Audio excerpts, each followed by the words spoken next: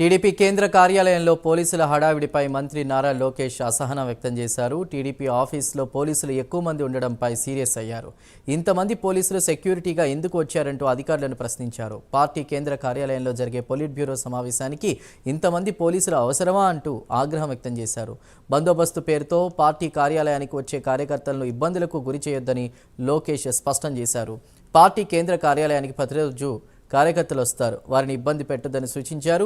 టీడీపీకి కార్యకర్తలే బలం, కార్యకర్తలు సమస్యలపై వచ్చినప్పుడు ఎవరూ ఏమీ అనొద్దని అన్నారు.